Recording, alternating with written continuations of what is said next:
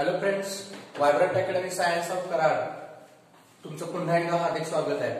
Last lecture मध्ये आपण पॉलिनेशनचे types discuss केलेले होते आणि त्याच वेळेला मी तुम्हाला म्हटलं होतं की आपल्याला पॉलिनेटिंग एजंट्स जे आहेत त्याचा चार्ट आपण लास्ट टाइम डिस्कस केलेला होता. फक्त ओव्हरऑल जस्ट इंट्रो बघितलेली होती सगळ्या पॉलिनेटिंग एजंटच्या टाइपची.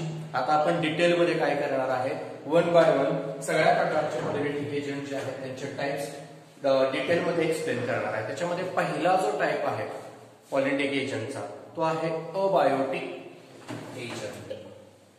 फर्स्ट एजंट पॉलिनेशनचा अबायोटिक.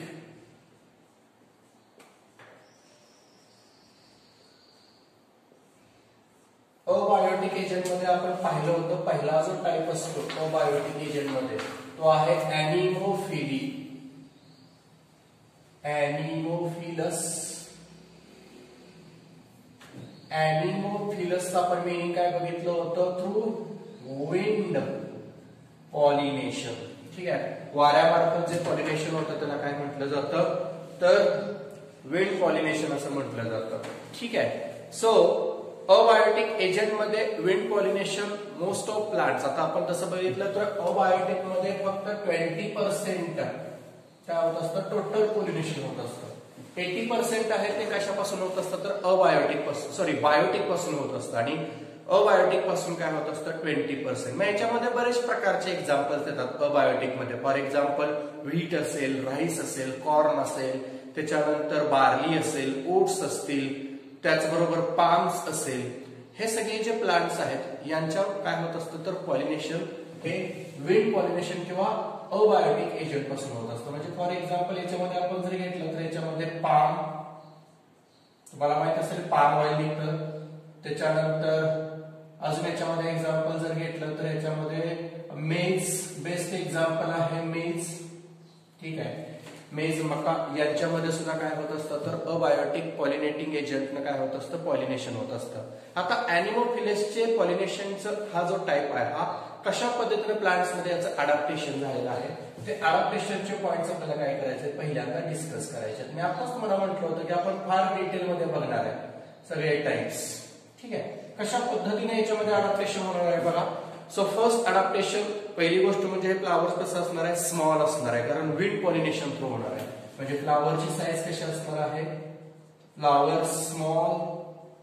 ठीक आहे, स्मॉल फ्लावर साईज असणार आहे. त्याच पद्धतीनं कलरलेस,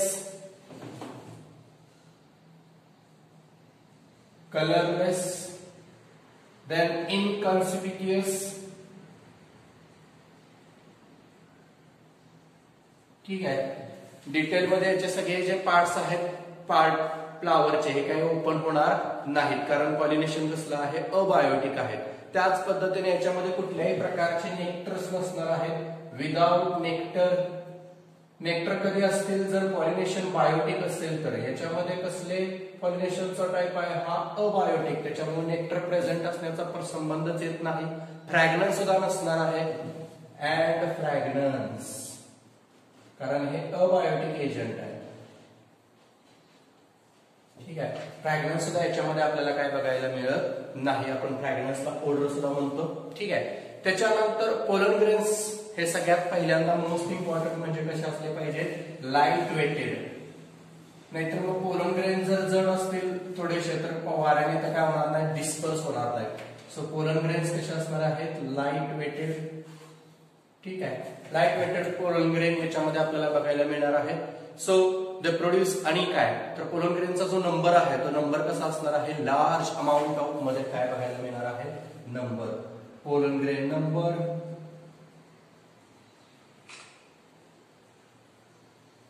लार्ज अमाउंट.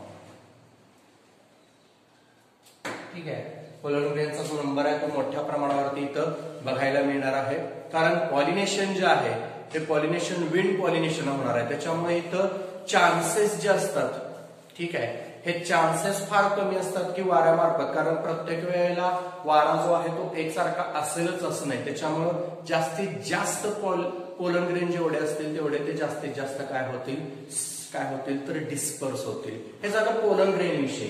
त्याच्यानंतर नेक्स्ट बघितलं तर फिमेलचा असणारा स्टिग्माचा जो पार्ट आहे तो कसा असला पाहिजे, फिदरी असला पाहिजे. तो सतत असा हालचाल करत असला पाहिजे जेणेकरून पोलन ग्रेन ज्या इकडे तिकडे डिस्पर्स होतील त्यावेळेला फिदरी असणारा जो स्टिग्माचा पोर्शन आहे त्या स्टिग्मामध्ये हे पोलन ग्रेन इझिली काय होतील, ट्रॅप होतील. काय होतील, to trap pollen grain. Okay. त्याच्यानंतर नेक्स्ट अडॅप्टेशन याच्यामध्ये जर बघितलं तर स्टॅमेनचा जो पोर्शन असतो, एंटायर स्टॅमेन, ठीक आहे, ज्याच्यामध्ये फिलामेंट, कनेक्टिव्ह आणि आपण काय म्हणतो त्याला तर अँथर, हे सगळे कसे असले पाहिजेत, मेल रिप्रोडक्टिव्हचे पार्ट लॉंग असले पाहिजे. Stamen long with long filament. Filament long असला की बरोबर अँथर सुद्धा काय असणार आहे, लांब पर्यंत पोहोचला असणार आहे. ठीक आहे, म्हणून याला काय म्हटलं जातं, वर्सटाईल किंवा पूर्णपणे शेप जो आहे तो अँथरचा अशा पद्धतीने तयार झालेला असतो जेणेकरून पोलन ग्रेन इझिली वाऱ्याच्या मार्फत काय होतील, डिस्पर्स होतील. ठीक आहे. So stamens and the stigma are exposed. हे दोन्ही पोर्शन एकदम हवेशी काय असले पाहिजेत, एक्सपोज. नाहीतर ते आज जर पानाखाली वगैरे कुठे लपून बसले तर मग इझिली एक्सपोज होणार नाहीत आणि मग वाऱ्यामार्फत जे पॉलिनेशन ते होणार नाहीये. त्याच्यामुळे दोन्हीही पार्ट स्टॅमिन अँड स्टिग्मा ते लॉंग असण्याचं कारण तेवढंच आहे. हे स्टॅमिन आणि स्टिग्मा कसे असले पाहिजे तर एक्सपोज झाले पाहिजेत. Expose in air. एअर मध्ये लगेच काय झाले पाहिजे, एक्सपोज. तुम्हाला माहित असेल जर तुम्ही मक्याचं झाड जर पाहिलं असेल तर मक्याच्या झाडामध्ये तुम्हाला बघायला मिळतं, ठीक आहे, हे असे पानं बघायला मिळतात तुम्हाला. ठीक आहे, हा स्टेमचा पोर्शन वीक स्टेम बघायला मिळतो मोनोकॉटिलिडॉन्स असल्यामुळे. आणि जर वरती जर बघितलं तुम्ही तर या ठिकाणी तुम्हाला काय बघायला मिळतात तर मेल इन्फ्लोरसन्सचा जो पार्ट आहे तो याच्यामध्ये आपल्याला बघायला मिळतो. ठीक आहे, या बाजूला इथे.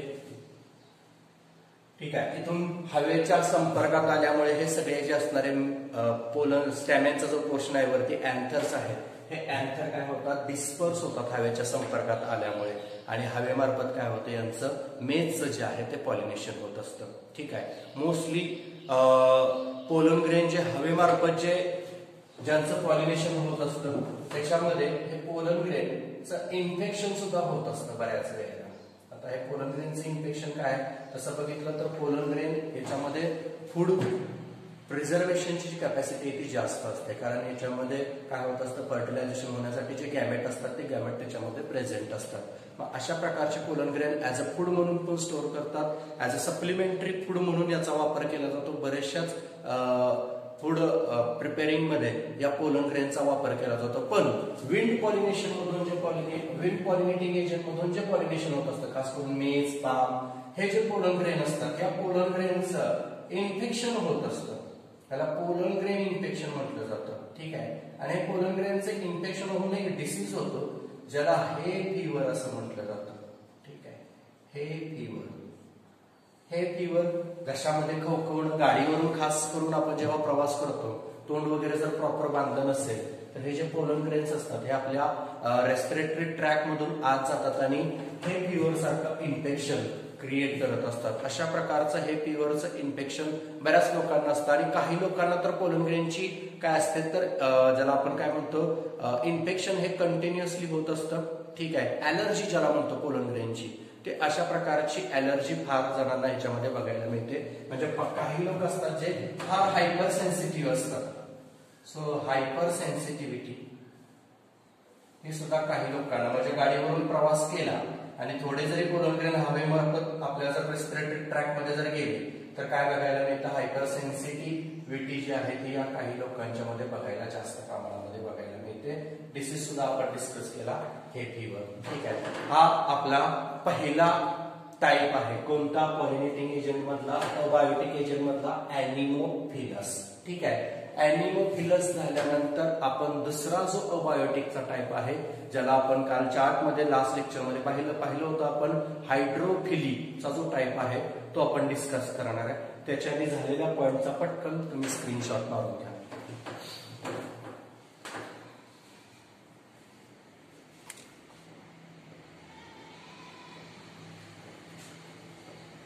ओके, आय होप तुमचं स्क्रीनशॉट मारून झाला असेल. त्याच्यानंतर दुसरा जो टाईप आहे तो आहे हायड्रोफिलस.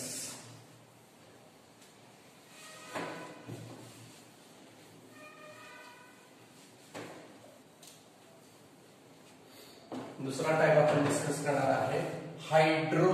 Hydro means water. हायड्रोफिलस.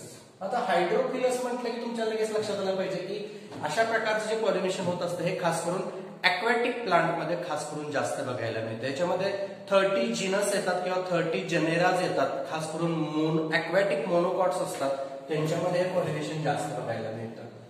30 genera of aquatic म्हणजे पाण्यामध्ये राहणारे ॲक्वॅटिक मोनोकॉट्स या प्लांट्स मध्ये सगळ्यात जास्त आपल्याला काय बघायला मिळतं? पॉलिनेशन बघायला मिळतं. एक्झाम्पल जर याच्यामध्ये बघायला घेतलं तर व्हॅलिसनारी असेल, झुस्टेरा असेल, आपण बघणार आहे 1 बाय 1 एक्झाम्पल. पण सुरुवातीला हायड्रोफिलसचे अडॅप्टेशन काय आहे ते अडॅप्टेशन जसं आपण विंड पॉलिनेशनचं बघितलं तशा प्रकारचं अडॅप्टेशन आपल्याला हायड्रोफिलस मध्ये सुद्धा बघितलं पाहिजे. तर फर्स्ट ऑफ ऑल जे विंड पॉलिनेशन मध्ये बघितलं तेच काय, फ्लावर्स कसे असतात? Small inconspicuous adaptation. कोणकोणत्या प्रकारचे अडॅप्टेशन असणार आहेत बघा. पहिल्यांदा स्मॉल अँड इनकन्सिपिशियस फ्लावर. ठीक आहे, स्मॉल साइज मध्ये बघायला मिळणार. त्याचबरोबर perianth and floral parts are unwettable. What is perianth? आठवतंय? पेरियांथ. पेरियांथ कोणाला म्हणतो आपण? टिपल. आणि टिपल कोणाला म्हणतो? ज्याच्यामध्ये sepal plus petal. Morphology flowering plant आठवा मागच्या वर्षी झालेला. ठीक आहे, ज्याला टिपल म्हणतो. आणि अशा त्याला टिपलला दुसरं नाव काय आहे? Perianth. This perianth and other floral parts हे सगळे जे असतात ते अनवेटेबल असतात.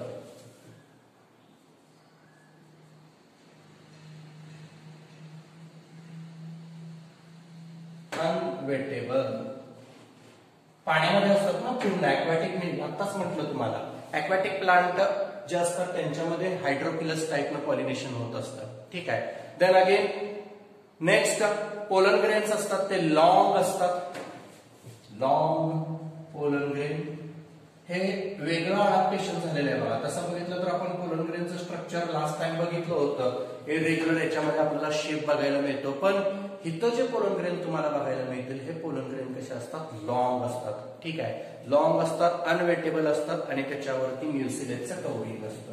Long pollen grain again unwettable and unwettable and also presence of काय mucilage covering. आता हे म्युसिलेटचं कव्हरिंग काय याच्यामध्ये बघायला मिळतं?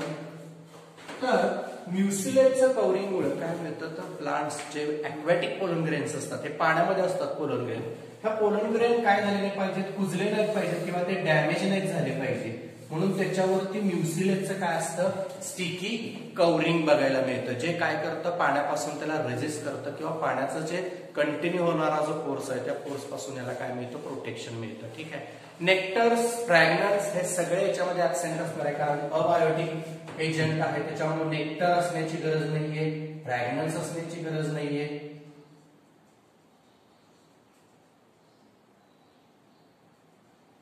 फ्रॅग्रन्स ऍब्सेंट अजिबात याच्यामध्ये बघायला मिळत नाही. हे झाले जनरल अडॅप्टेशन. आता या असणाऱ्या हायड्रोफिलीमध्ये किंवा हायड्रोफिलस मध्ये 2 टाइप्स, सब टाइप्स पडतात हायड्रोफिलसचे. ठीक आहे. कोणते 2 टाइप्स आहेत? तर पहिला टाइप आहे हायपोहायड्रोफिली आणि दुसरा टाइप आहे इपिहायड्रोफिली. ठीक आहे, तो आपण बघू आता 1 बाय 1. याचा आधी स्क्रीनशॉट या पटकन काढून ओके घेतला असेल तुम्ही. आता आपण पटकन काय करायचं आहे? या हायड्रोफिलसचे जे दोन टाइप्स आहेत ते दोन टाइप्स बघायचे आहेत. ऍज कंपॅरेटिव्ह आपण बघणार आहे हायपोहायड्रोफिलस,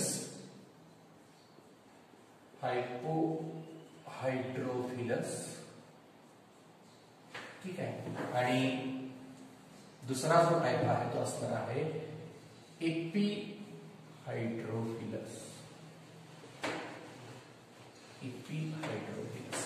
आता हायपो आणि इपी.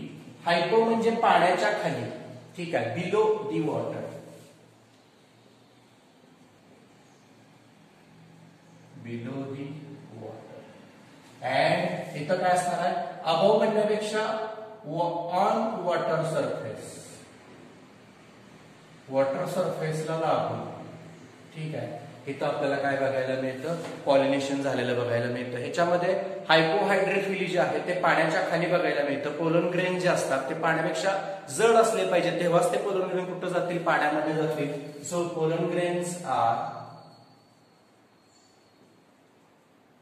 कशा असले पाहिजे, जड असले पाहिजेत. पोलन ग्रेन्स असणार आहे, त्यांचं वजन जास्त असणार आहे, हेवियर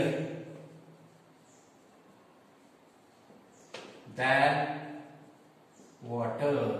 मग बरोबर याच्या अपोजिट तिकडे काय असणार आहे, पोलन ग्रेन हेवियर असतील का, नाही. पोलन ग्रेन कसे असणार आहेत, ते वेट कमी असणार आहे, त्याच्यामुळे ते काय जाणार आहेत, पाण्याच्या वरती राहणार आहे, ठीक आहे. ते आपण नंतर बघू.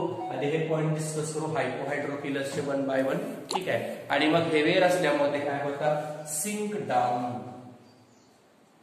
पाण्यामध्ये काय होतात, बुडतात, सिंक डाऊन इन H2. पाण्यामध्ये काय होतात, ते सिंक होतात, ठीक आहे. आणि खाली असणारा जो स्टिग्माचा पोर्शन आहे त्या स्टिग्माला जाऊन काय होतात, हे जाऊन मिळतात. सो दे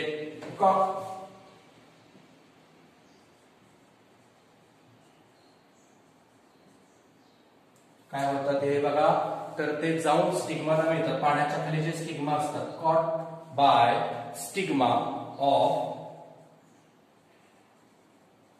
फिमेल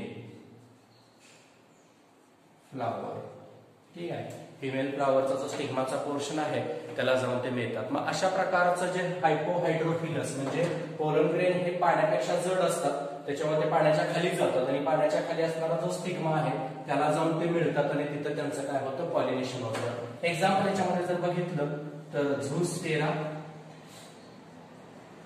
हे एक्झाम्पल आहे, बेस्ट एक्झाम्पल. झूस्टेरा आपण त्याला सी ग्रास सुद्धा म्हणतो. सी ग्रास समुद्रामध्ये सापडणारी जी वनस्पती आहे झूस्टेरा, ह्याच्यामध्ये पॉलिनेशन बघायला मिळतं. म्हणजे इथं जर आपण बघितलं तर पोलन ग्रेन्स असतात, हे कशा असतात, तर पहिली गोष्ट एक तर हेवियर असतील किंवा कधी कधी काय बघायला मिळतं, पोलन ग्रेन्स असतात ते लॉंग असतात, रिबिन लाईक. समटाइम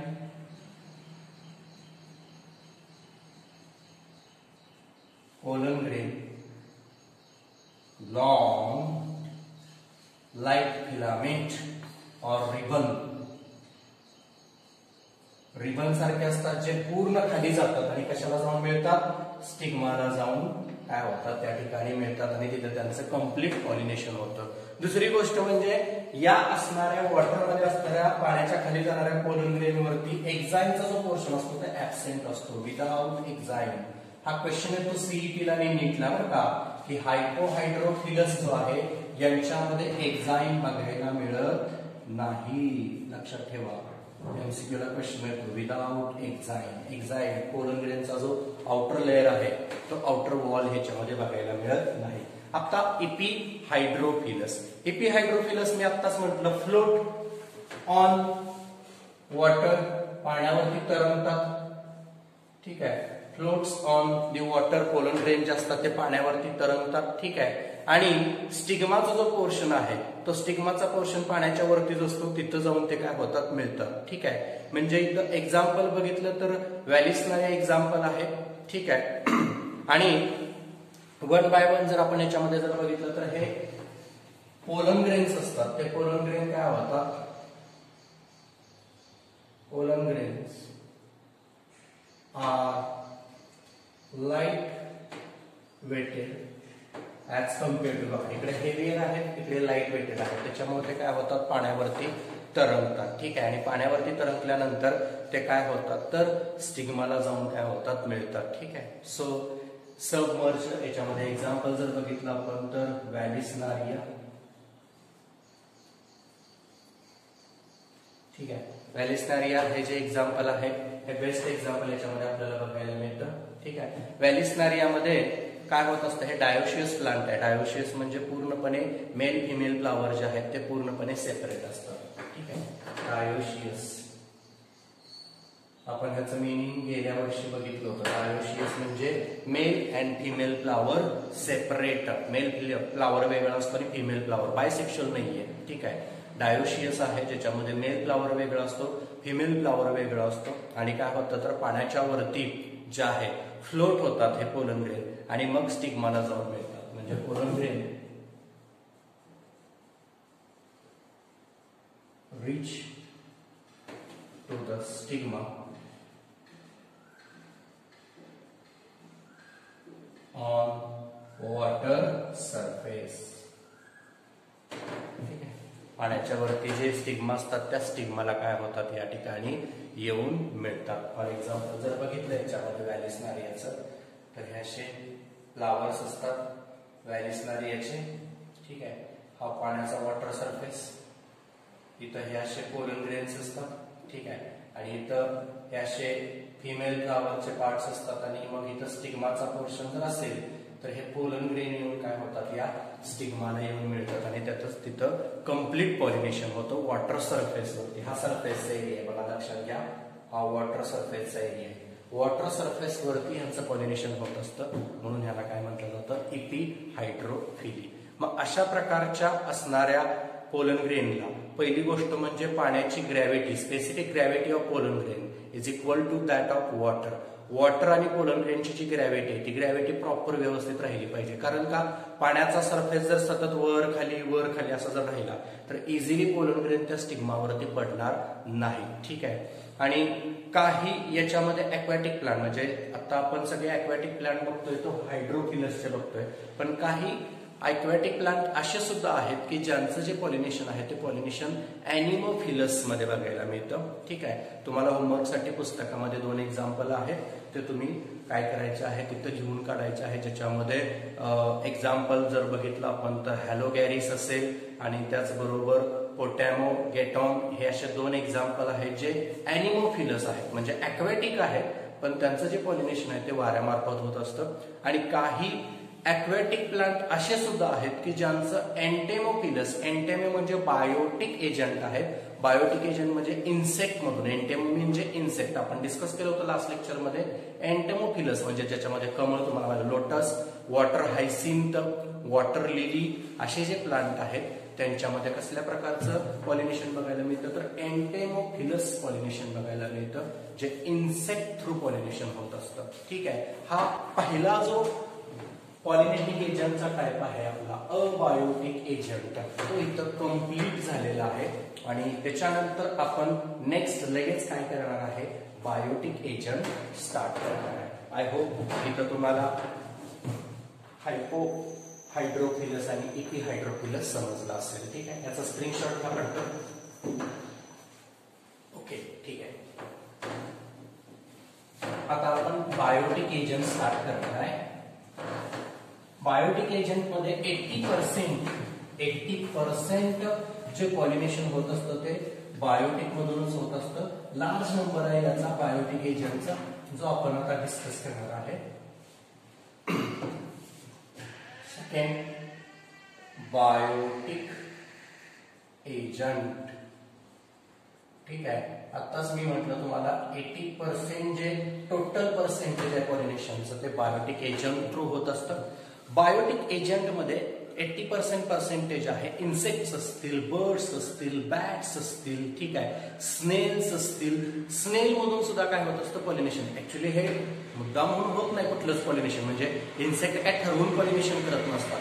इन्सेक्ट असतील, बॅट असतील, हे सगळे जे अॅनिमल्स असतात हे कशासाठी जात असतात तर नेक्टर साठी जात असतात. त्या ठिकाणी जो नेक्टर आहे तो ऍज अ फूड म्हणून कलेक्ट करण्यासाठी जात असतात. आणि मग प्लांट काय करतात त्यांच्या बॉडीवरती काय करत असतात हे जे पोलन ग्रेन आहे ते टाकत असतात आणि मग पोलन ग्रेन त्याच्यावरती पडले की मग तो बर्ड किंवा तो इन्सेक्ट या फुलावरून त्या फुलावरती गेल्यानंतर पॉलिनेशन ऑब्व्हियसली तिथं या ठिकाणी होणार आहे. ठीक आहे. मग अशा प्रकारचं जे पॉलिनेशन आहे ते पॉलिनेशन आपण काय करणार आहे तर आता आपण डिटेलमध्ये बघणार आहे. ठीक आहे. सेक्शुअल रिप्रोडक्शन मध्ये जे पॉलिनेशन बायोटिक एजंट होत असतं त्यांचा रोल फार आहे इव्होल्युशन मध्ये. इव्होल्युशन मध्ये का असं म्हणतो तुम्हाला, व्हरायटी आणि डायव्हर्सिटीची प्लांट मध्ये सगळ्यात जास्त बघायला मिळते ते फक्त बायोटिक एजंट मधून पॉलिनेशन होतं. म्हणजे या एन्व्हायरमेंट मध्ये इन्सेक्ट, इतर सगळे पक्षी वगैरे जे असतील ह्यांचा रोल खूप महत्वाचा आहे पॉलिनेशनसाठी. ठीक आहे. सो वन बाय वन आपण पहिला पॉलिनेशनचा टाईप ह्याच्यामध्ये बघणार आहे एंटेमोफिलस.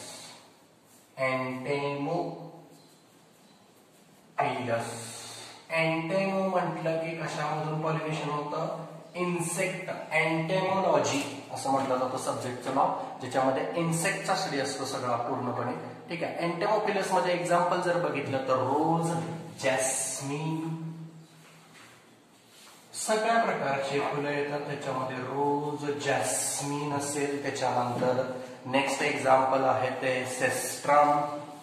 मगाशी आता जस्ट मी तुम्हाला जे सांगितलं एक्झाम्पल ते सुद्धा याच्यामध्ये तुम्ही घेऊ शकता. सेस्ट्रम, लोटस, वॉटर हायसिंथ,